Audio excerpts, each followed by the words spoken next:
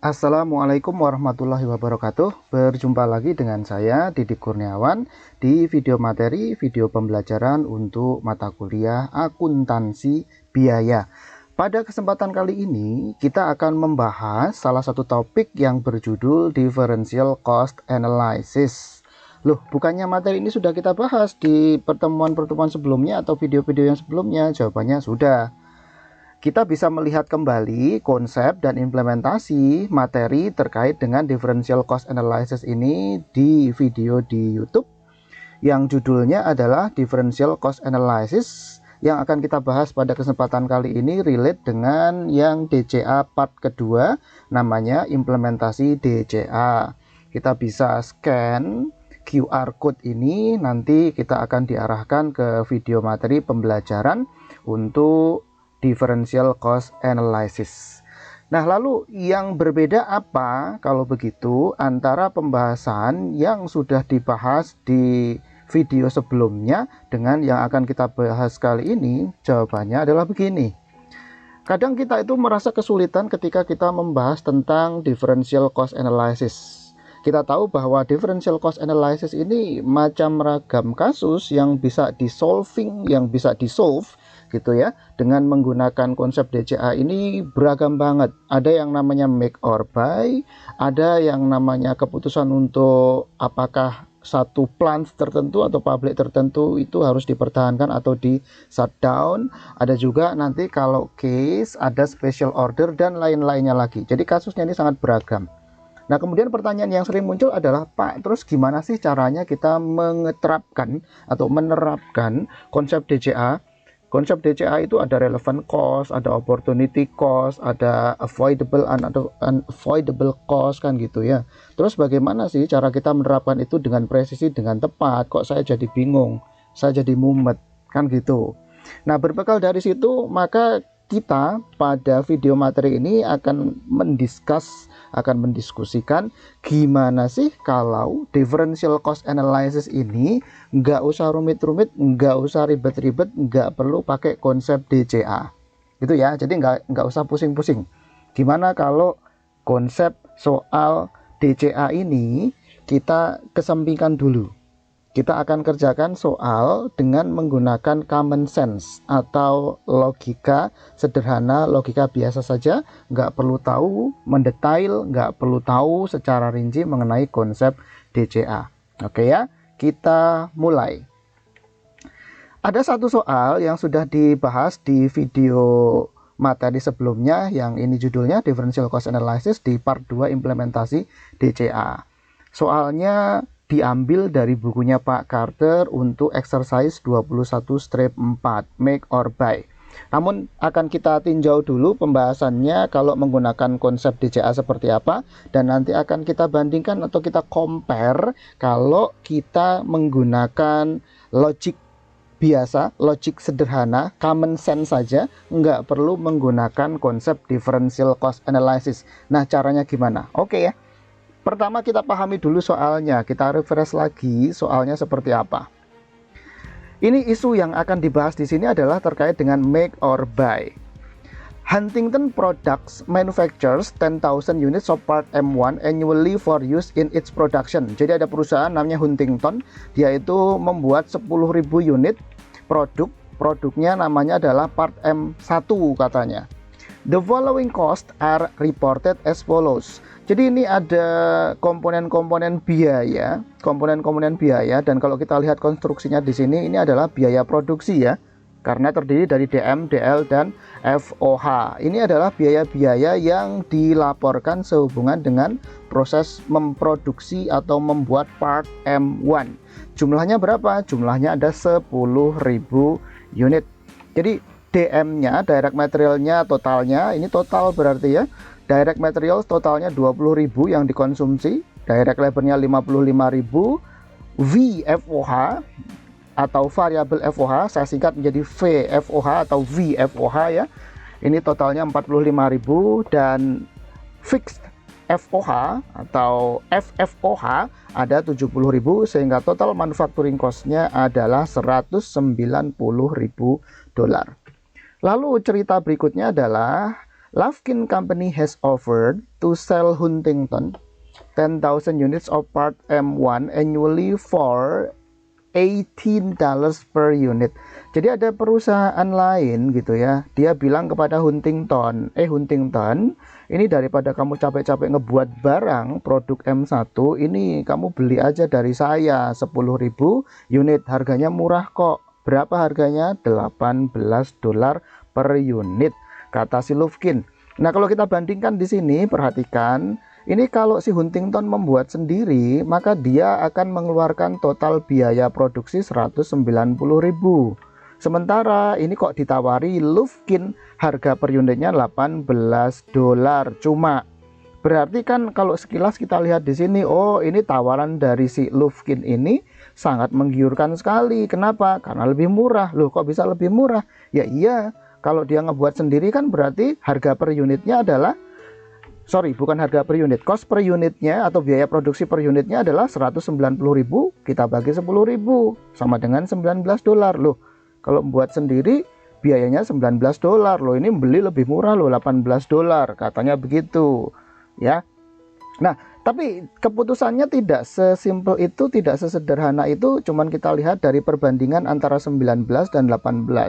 Tidak begitu. Karena kenapa? Kalau kita langsung melihat dan mengambil keputusan berdasarkan perbandingan 19 dan 18, nanti keputusan kita jangan-jangan salah atau keliru ya. Oke, maka kita harus lakukan differential cost analysis. Nanti kita nggak usah pakai ribet ya, kita pakai common sense logic aja.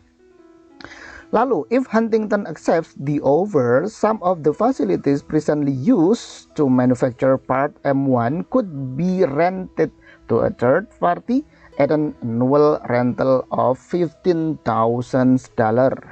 Katanya kalau nanti si Huntington ini jadi beli M1 ke Lufkin, maka nanti mesin-mesin, bahasa gampangnya gitu ya, mesin-mesin yang dia pakai untuk memproduksi M1 itu dia bisa sewakan ke pihak lain, dan nanti pihak lain itu akan membayar ke Huntington sebesar $15.000 setahun, katanya begitu. Oh, ini tawaran sangat menggiurkan sekali ya, udah kayaknya lebih murah, $18 per unitnya, dan nanti dia bisa sewain itu mesin yang dipakai oleh Huntington, disewain dia dapat pendapatan $15.000. Kayaknya kok menggiurkan sekali, tapi nanti kita cek. Additionally, $4 per unit of fixed factory overhead applied to part M1 would be totally eliminated.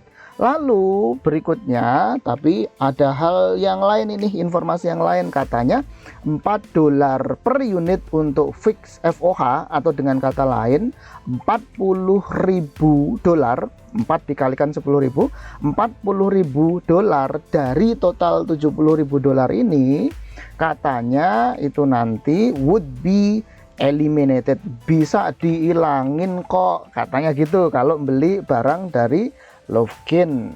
Oke.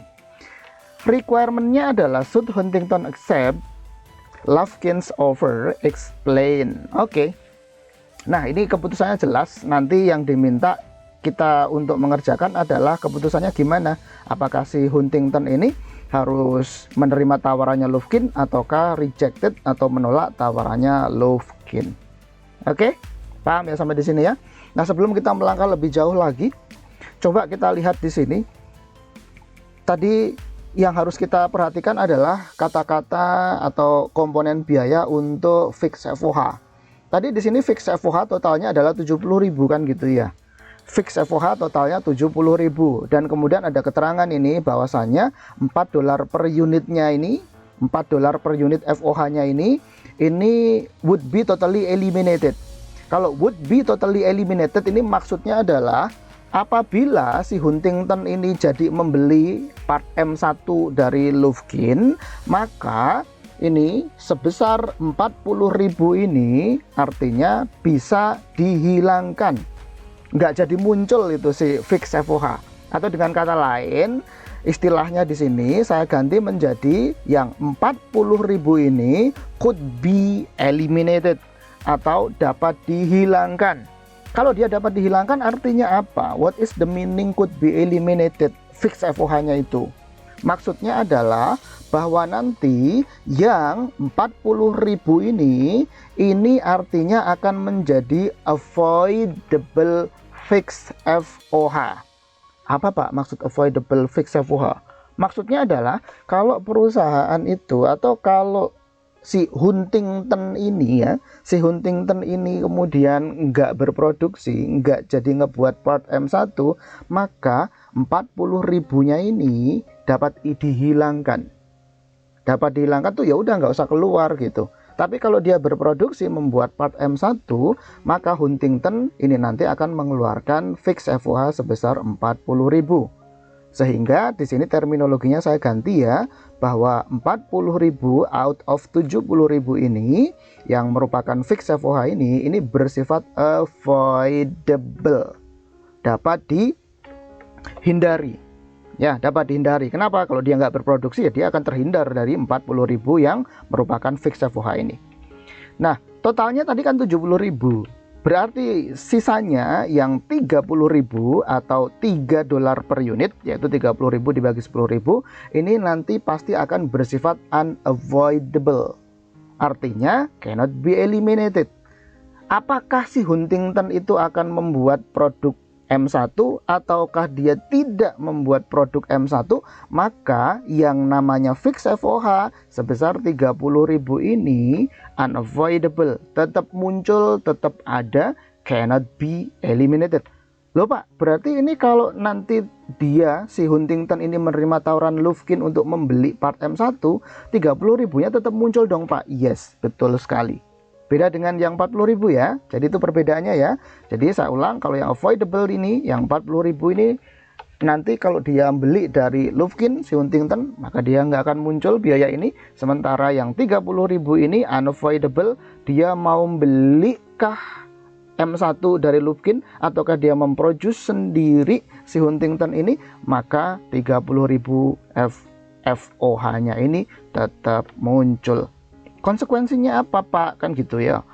Konsekuensinya apa di dalam perhitungan DCA, Differential Cost Analysis? Konsekuensinya adalah bahwa yang 40.000 ini merupakan relevant cost. Kalau di dalam analisis DCA, 40.000 ini merupakan relevant cost. Berarti gimana maksudnya relevant cost itu? Yaitu nanti harus dijadikan consideration untuk perhitungan DCA. Kan gitu. Sementara kalau yang 30.000 ini yang unavoidable ini not relevant cost. Maksudnya apa? Ya nanti kalau dalam hitung-hitungan DCA ini nggak dipakai 30.000 ini karena not relevant cost. Oke? Sih? Paham ya? Oke. Nah, sekarang kita akan refresh terlebih dahulu bagaimana kalau kita menggunakan teknik DCA atau Differential Cost Analysis untuk solving the problem. Setelahnya nanti kita coba akan lihat bagaimana kalau kita menggunakan teknik logic common sense, teknik yang biasa aja, nggak usah pakai DCA-DCA-an. Caranya gimana? Oke, pertama kita lihat dulu gimana kalau kita menggunakan teknik DCA. Jadi tadi keputusannya, decisionnya adalah make or buy tadi ya. Decisionnya adalah make or buy. Tadi dari kasus yang sudah kita baca tadi, maka kita tahu bahwa kalau making, maka cost per unitnya 19, tadi sudah kita jelaskan ya. Kemudian kalau dia buying dari Lufkin, maka nanti offering cost-nya atau price-nya yang ditawarkan oleh Lufkin adalah 18. Haruskah Huntington membeli saja karena lebih murah? Nanti dulu kita cek. Jangan tergesa-gesa ya, lakukan analisis DCA terlebih dahulu. Oke, kita lihat yang pakai DCA terlebih dahulu, analisis DCA. Kalau kita nanti menggunakan analisis DCA, ini konsep yang mendasar. Jadi kalau kita menggunakan DCA, maka kita hanya akan menggunakan relevant cost. Jadi kalau cost-nya tidak relevan, biayanya tidak relevan, jangan sekali-kali dipakai atau digunain. Jangan ya, jangan. Jadi kita hanya nanti akan menggunakan relevant cost. Relevant cost itu yang masuk di dalam perhitungan DCA apa saja? Variable cost, yes exactly. Wajib hukumnya variable cost any kind of variable cost itu pasti merupakan relevant cost. Artinya pasti akan dipakai dalam analisis DCA. Any kind of variable cost. Oke. Nah, kalau begitu kita akan membandingkan. Kalau Huntington ini making atau membuat sendiri, bagaimana nanti relevant cost-nya, dan kalau Huntington ini nanti buying atau membeli dari Lufkin, gimana itu relevant cost-nya. Oke, sekarang kita cek satu-satu. Kita lihat terlebih dahulu when making. Kalau si Huntington itu making sendiri, membuat sendiri part M1 tadi itu, konstruksi biayanya apa aja yang relevan untuk analisis DCA ya. Saya bilang yang relevan. Tidak semua cost-nya, enggak. Tapi hanya yang relevan saja. Oke, pertama direct materials. Direct materials pasti variable cost, sehingga ini merupakan relevant cost.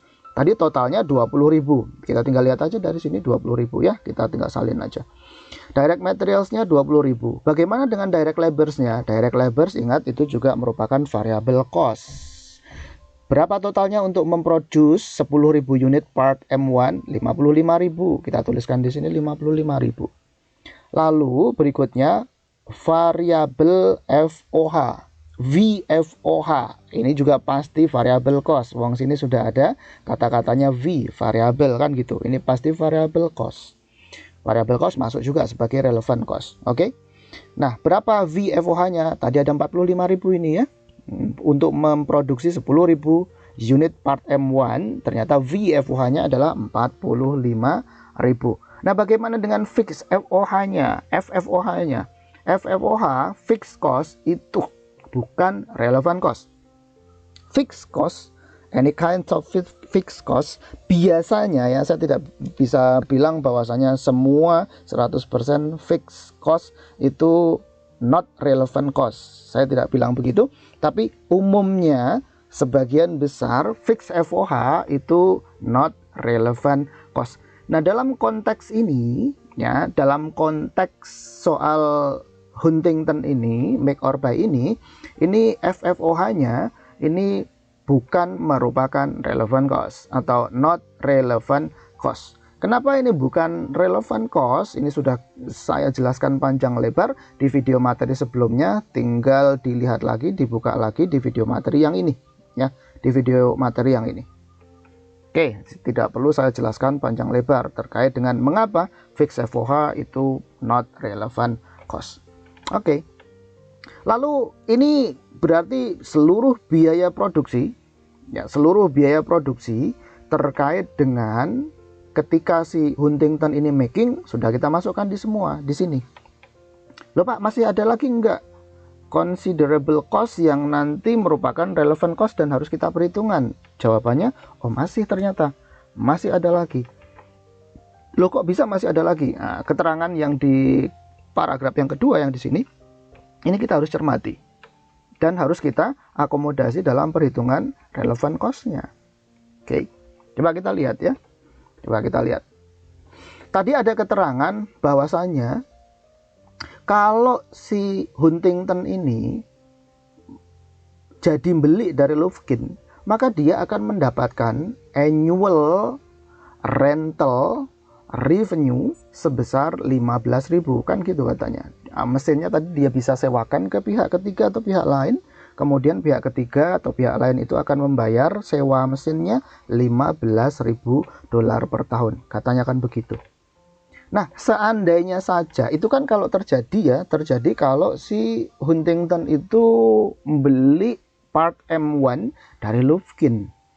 Artinya apa? Artinya kalau si Huntington ini making sendiri, buat sendiri M1, maka rental revenue sebesar 15.000 itu nggak akan dapat. Atau dengan kata lain, si Huntington akan kehilangan 15.000 rent revenue. Dia akan hilang 15.000 rent revenue. Oke. Nah, kehilangan 15.000 karena dia nggak jadi beli, karena dia milih making sendiri, maka itu disebut sebagai opportunity cost. Opportunity cost. Kita masukkan di mana? Kita masukkan di sini. Loh Pak, opportunity cost. Ini tapi judulnya rent revenue loh Pak. Oke ya, judulnya rent revenue. Jadi kata-katanya ini adalah revenue loh Pak, ini bukan cost. Oke. Ya. Kalau kita mau meletakkan 15.000 ini sebagai revenue, maka kita harus letakkan di bawah when buying, mengurangi total relevant cost of buying. Tapi itu namanya bukan relevant cost jadinya, tapi revenue, karena dia di treatment sebagai revenue. Nah, kita tidak pakai itu. Kenapa? Karena kita pakai relevant cost. Garis bawahi judulnya adalah cost. Jadi pendapatan di sisi buying di sini sebesar 15.000, rent revenue sebesar 15.000 di sisi buying. Kalau dia nge-buying dari Lufkin kan dia dapat rent revenue 15.000, artinya ini merupakan cost untuk alternative making. Cost alternative making ini disebut sebagai opportunity cost. Jadi ini merupakan cost atau expense untuk making. Oke. Sehingga kita catat di sini rent revenue yang hilang 15.000 ini merupakan opportunity cost. Ini adalah cost ya, cost, bukan revenue. Kalau mau revenue kita meletakkannya di buying. Oke, paham ya? Oke. Lalu berikutnya, tadi juga ada keterangan kan gitu bahwa kalau si Huntington ya, si Huntington itu dia beli gitu ya, beli dari si Lufkin, maka sebesar 40.000 ini could be eliminated atau avoidable tadi itu ya, could be eliminated. Itu kan kalau beli. Kalau dia nggak beli, nggak jadi beli, gimana dong? Alias dia buat sendiri, gimana dong? Ya 40.000-nya tetap muncul lah. Paham ya maksud saya ya? 40.000-nya ini akan tetap muncul kalau dia nggak jadi beli. Ya, nggak jadi beli. Dia akan muncul 40.000-nya. Atau dengan kata lain, ketika dia making, maka 40.000-nya ini akan ikut-ikutan muncul. Oke? Atau dengan kata lain nggak jadi hilang. Yang avoidable tadi ini nggak jadi hilang. Lah dia making buat sendiri ya, dia menjadi tidak terhindarkan. Dia akan mengeluarkan 40.000 karena dia making. Ya kalau dia nggak making, dia beli ya dia bisa mengavoid karena ini avoidable 40.000-nya. Paham ya? Jadi yang 40.000 ini merupakan avoidable cost. Ini bisa di avoid ya, bisa di avoid.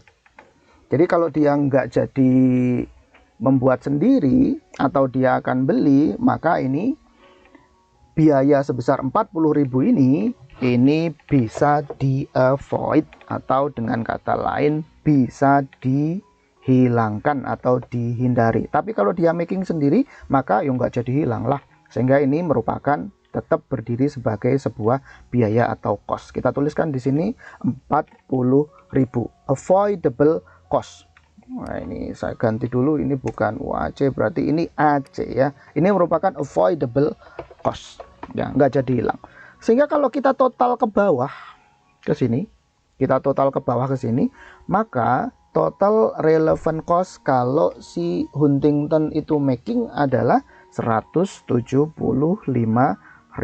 Kita jumlahkan ke bawah sini. Ini adalah total relevant cost when making 175.000. Oke. Di satu sisi alternatif 1 making menghasilkan relevant cost sebesar 175.000. Bagaimana kemudian kalau si Huntington itu make alternatif kedua yaitu buying. Oke, kita lihat kalau kondisinya kalau si Huntington itu buying atau membeli dari Lufkin, maka total relevant cost-nya cuma satu. Total relevant cost-nya adalah cost of buying. Cost of part M1 yang sudah dibeli oleh si Huntington. Total relevant cost-nya adalah ya 180.000. Loh 180.000 dari mana asalnya? Dari 1,8 tadi. Dari 1,8 dari 18 dari 18 ya, $18 per unit kita kalikan dengan 10.000 unit sama dengan 180.000. Oke, ini total relevant cost of buying. Oke. Nah, ada selisih. Selisihnya ini merupakan differential cost. Selisihnya adalah 175.000 kita selisihkan dengan 180.000, selisihnya adalah 5.000. Selisih ini akan positif. Selisih ini akan positif apabila kemudian yang kita pilih adalah making. Oke, singkatnya nanti berarti dari sini bisa kita lihat, maka si Huntington ini lebih baik membuat sendiri. Huntington should choose making product of part M1 by the company itself. Kenapa? Karena relevant cost untuk makingnya lebih kecil. Ingat, kalau costnya lebih kecil, kalau cost maka kita akan pilih yang lebih sedikit atau lebih kecil. Maka otomatis ini berarti si Huntington harus milih yang 175.000, atau dengan kata lain dia harus buat sendiri produk M1-nya. Oke, nah yang sudah kita bahas ini adalah kalau kita menggunakan teknik DCA. Kalau kita pakai teknik DCA ya seperti ini analisisnya. Jadi kita harus kenal dengan apa itu variable cost, apa itu opportunity cost, apa itu avoidable dan unavoidable cost. Kalau avoidable cost itu merupakan relevant cost, sementara unavoidable cost itu merupakan not relevant cost. Perhatikan ya, dari sini kita tahu ya tadi yang kita masukkan kan 40.000 ya. Yang kita masukkan di dalam perhitungan relevant cost when making ini adalah 40.000. Kenapa 40.000 Pak? Bukan 70.000? Ya bukan. Kenapa bukan 30.000? Ini nggak masuk juga Pak? Ya enggak lah, ini unavoidable. Dia mau beli atau buat sendiri tetap dia akan muncul, sehingga ini merupakan not relevant cost. Paham ya? Nah, sekarang tiba saatnya gimana sih kalau kita nggak usah pakai konsep DCA ini Pak. Kita nggak perlu tahu VC, FC, OC, AC, UAC, kita nggak perlu tahu. Atau out of pocket cost juga kita nggak perlu ngerti gimana Pak. Oke, nah sekarang kita akan bahas kalau kita menggunakan teknik yang ya nggak usah pakai DCA. Kita nggak perlu ribet-ribet tahu, memahami dan atau menghafalkan variable cost, apa itu DCA, apa itu differential cost, kita nggak perlu tahu. Oke, caranya gimana dong? Oke, kita pakai teknik logic common sense saja. Ini karangan saya ya. Pakai teknik logic common sense. Pakai logika, pakai nalar biasa aja. Nggak usah pakai konsep DCA-DCA-an. Caranya gimana Pak? Oke, simple aja. Kalau kita mau pakai logic common sense, maka kita menggunakan semua considerable cost. Maksudnya apa sih? Maksudnya adalah kita akan pakai semua unsur biaya akan kita perhitungkan. Dan kita nggak perlu tahu apakah dia variable cost, fixed cost, avoidable, unavoidable, ataukah opportunity cost gitu. Atau out of pocket cost, kita nggak perlu ngerti itu semua. Yang jelas itu merupakan secara logika, secara common sense itu akan masuk di dalam perhitungan. Oke, masukkan. Gitu ya. Jadi kita pakai semua considerable cost. Not only relevant cost. Not only just relevant cost yang kita masukkan. Enggak, tapi semuanya akan kita masukkan. Tidak hanya sekedar hanya relevant cost saja yang kita masukkan dalam perhitungan. Enggak, semuanya akan kita masukkan. Oke, caranya gimana? Oke. Sama tetap kita akan memasukkan semua considerable cost when making, dan kita tetap akan memasukkan semua considerable cost when buying. Tapi kita nggak perlu tahu apakah dia itu merupakan avoidable, unavoidable, out of pocket cost, ataukah fixed cost atau variable cost, kita nggak perlu tahu. Oke, kita cek satu-satu ya. Yang pertama kita lihat di sisi making. When making, maka Huntington akan mengeluarkan direct material sebesar 20.000 untuk 10.000 unit part M1, right? Betul ya? Oke. Kemudian direct labors dia akan keluarin 55.000 untuk membuat 10.000 unit. Betul ya? Itu undeniable, itu pasti akan keluar. DM sebesar 20.000, DL sebesar 55.000, dia akan keluar. Kemudian VFOH, variabel FOH 45.000, dia juga akan keluar. Nggak ada masalah. dia akan keluar juga. Oke. Nah, yang mana sih Pak? Intinya ini yang dituliskan di sini semua, ini nanti akan keluar. Ini kan secara de facto 190.000 yang terdiri dari DM, DL, VFOH, dan FFOH ini kan secara de facto dikeluarkan dalam rangka untuk membuat 10.000 unit part M1, kan gitu. Berarti kan kalau dia ngebuat sendiri, ya secara de facto ini juga akan keluar dong. Berarti artinya tinggal kita pindahin aja. Oke, saya ulang ya, DM 20.000, DL 55.000, VFOH 45.000. Nah, bagaimana dengan fix FOH-nya, Pak? Fix FOH-nya kita masukkan di sini totalnya 70.000. Loh, Pak, tadi kan ada yang avoidable, ada yang unavoidable. Kan sudah saya bilang, kalau kita pakai teknik logic common sense, kita nggak perlu tahu apakah itu avoidable ataukah unavoidable. Forget it, let it go. Biarin aja, nggak usah kita perlu risaukan. Faktanya kalau mau membuat 10.000 unit part M1, maka fix FOH-nya kan 70.000. Bukan 30.000 atau 40.000 yang keluar, melainkan 70.000 total ini dia akan keluarin untuk membuat 10.000 unit M1. Sehingga yang kita tuliskan di sini adalah 70.000. Ingat ya, bukan 30.000, bukan 40.000. Paham ya sampai di sini ya? Sehingga kalau kita totalkan ke bawah di sini, total cost untuk membuat 10.000 unit part M1 adalah $190.000. Atau dengan kata lain, total considerable cost-nya $190.000 di sisi when making. Bagaimana kemudian kalau when buying, atau di sisi kalau si Huntington jadi ngebeli itu part M1 dari si Lufkin, di mana dia punya konstruksi biaya secara logic common sense. Oke, sama. Kita lihat sekarang di sisi buying. Gunakan semua considerable cost. Harus kita perhitungkan semuanya. Oke, apa itu considerable cost untuk sisi buying? Yang pertama tentu pasti cost to purchase. Cost of goods purchase. Biaya atas produk yang dibeli. Cost of goods yang di purchase, yang dibeli, atau cost to purchase-nya adalah 180.000. Tadi berasal dari mana 180.000 itu? Ya tadi kan ada 10.000 unit dibeli dari Lufkin. Kemudian Lufkin nawarin per unitnya 18. Jadi 18 kali 10.000 sama dengan 180.000. Itu adalah fisik barangnya. Ketika fisik barang M1 nyampe ke si Huntington, maka Huntington harus ngebayar 180.000. Kan ini undeniable ya, gampang dipahami ini ya. Jadi ini pasti akan keluar dong. Ya, pasti akan keluar 180.000. Cost to purchase. Kemudian yang kedua, tadi kita ingat bahwasannya, oh kalau nanti dia ngebeli dari si Lufkin, maka akan ada rental revenue annually sebesar 15.000 katanya kan gitu. Ada rental revenue. Oke, itu kita considerable atau enggak? Kita considered atau enggak, Pak? Ya kita harus consider.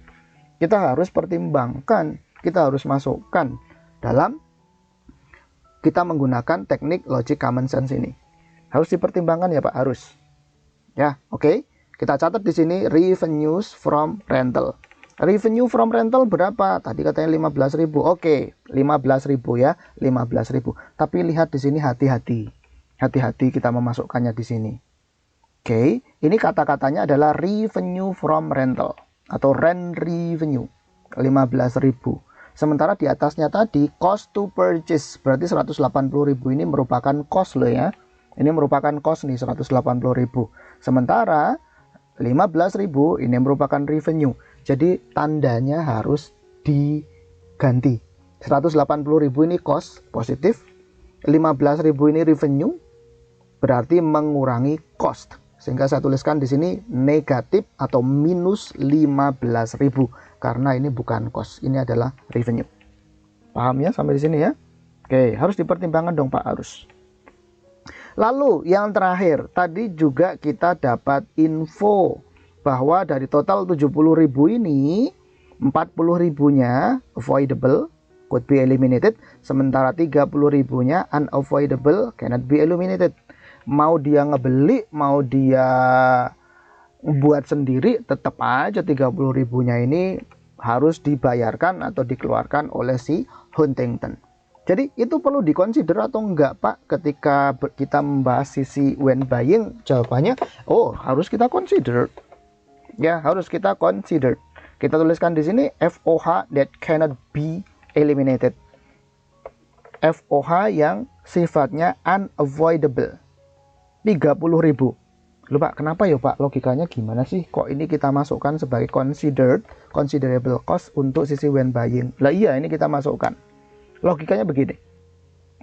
Kalau si Huntington ini jadi ngebuying dari Lufkin, maka pertanyaannya, biaya FOH, fix FOH 30.000 ini hilang atau enggak?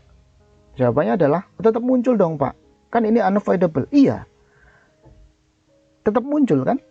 Jadi dia akan tetap menjadi biaya di sini, di sisi buying.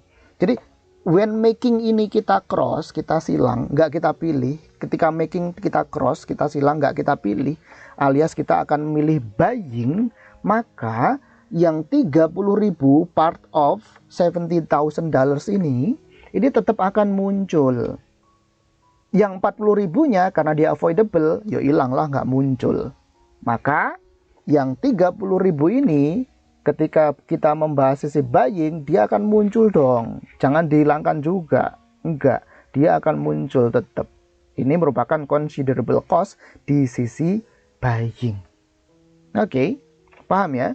Oke, sehingga ini FOH that cannot be eliminated atau unavoidable cost. Ya, unavoidable cost-nya 30.000 itu kita consider, kita masukkan dalam perhitungan. Oke, habis dari sini masih ada nggak Pak keterangan yang lainnya? Udah nggak ada.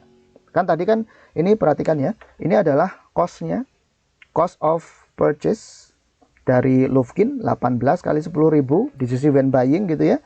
Kemudian yang kedua yang ada angkanya langsung kita lihat 15.000, ini adalah rental revenue, udah kita masukkan juga tadi ya. Kemudian yang terakhir keterangannya adalah $4 FOH ini merupakan avoidable. Jangan kita masukkan ini kalau yang avoidable, jangan. Yang kita masukkan adalah yang unavoidable, yaitu 30.000 karena kita membahas di sisi buying ya, di sisi buying. Oke. Gitu kita masukkan di sini ya. Sehingga total kita jumlahkan ke bawah, total considerable cost ini bukan relevant cost ya. Sekali lagi saya ingatkan, angka 190.000 dan total when buying 195.000 ini bukan relevant cost. Oke, bukan relevant cost. Hati-hati. Karena kita tidak pakai konsep DCA. 190.000 dan 195.000 saya menyebutnya sebagai total considerable cost dalam analisis pemilihan dua alternatif ini. Sekali lagi, 190.000 ini adalah considerable cost when making, 195.000 ini adalah considerable cost when buying. Apakah ini relevant cost? Bukan. Relevant cost-nya yang mana? Relevant cost-nya yang ini. Jadi kalau ditanya relevant cost when making berapa? 175.000. Tapi 190.000 ini bukan relevant cost, ini adalah considerable cost. Relevant cost when buying berapa? 180.000. Bukan 195.000. Paham ya sampai di sini ya? Oke. Dari sini kita sudah bisa membuat keputusan. Kita dapat simpulkan bahwa tetap bahwa making ini lebih murah. Making ini biayanya lebih kecil ketimbang buying. Jadi tetap decision-nya sama aja. Karena cost to making itu lebih kecil daripada cost to buying, maka lebih baik memang si Huntington ini making sendiri aja part M1-nya. Oke. Jadi paham ya sampai di sini ya? Jelas ya? Oke. Nah, silakan Anda mau pakai konsep DCA yang seperti ini, ya saya sendiri juga bilang agak ribet ya, karena kita harus paham yang mana yang merupakan relevant cost. Anda mau pakai seperti ini, kita mau pakai teknik seperti ini, oke, monggo silakan. Atau kita mau pakai logic common sense yang ya simple aja, kita nggak perlu tahu dari tadi kan ketika kita bahas teknik logic common sense kan kita nggak ngerti gitu ya, apa itu fixed cost, variable cost, opportunity cost, avoidable, unavoidable cost, nggak usah kita pikirin. Kita cukup pakai logika aja. Bahkan yang ini tadi, yang FOH cannot be eliminated, kita nggak perlu tahu bahwasanya ternyata ini adalah unavoidable cost. Kita nggak perlu tahu. Yang jelas pokoknya secara logika, kalau nanti dia itu buying, masih tetap ada part of fixed FOH 30.000 ini yang akan muncul, harus dibayarkan, harus dikeluarkan oleh si Huntington. Ya sudah, ini merupakan considerable cost when buying. Gitu ya, simple ya. Oke, paham ya sampai di sini ya? Oke, jadi pakai teknik logic common sense yang biasa aja, nggak usah pakai konsep DCA an juga oke, monggo silakan. Atau pakai teknik DCA relevant cost, ya monggo silakan juga, nggak ada masalah. Oke ya, paham ya sampai di sini ya? Oke, kalau begitu sudah cukup pembahasan kita. Ternyata simple, ternyata mudah, ternyata gampang ya DCA. Nggak usah pakai konsep DCA pun itu juga bisa kita kerjakan dan keputusan masih bisa diambil. Dan ini nanti ya, yang ini yang harus saya tekankan lagi, bahwa baik menggunakan teknik logic common sense maupun pakai konsep DCA gitu, relevant cost, maka pastikan keputusannya harus sama ya. Kalau keputusannya beda itu berarti ada yang keliru ketika kita menggunakan teknik logic common sense-nya, ada yang keliru. Dan selisihnya pun ini harus sama. Ini selisihnya 5.000, ini 195.000 minus 190.000, selisihnya 5.000. Atau dengan kata lain, differential cost-nya ini 5.000. Harus sama juga dengan yang kalau kita menggunakan DCA, teknik DCA konsep. Kita menerapkan konsep DCA, selisihnya juga 5.000. Hanya saja angkanya beda ya. Ini angka relevant cost, ini angka considerable cost. Oke, sampai di sini pembahasan kita. Semoga saja bermanfaat. Terima kasih atas perhatian Anda. Saya akhiri. Assalamualaikum warahmatullahi wabarakatuh.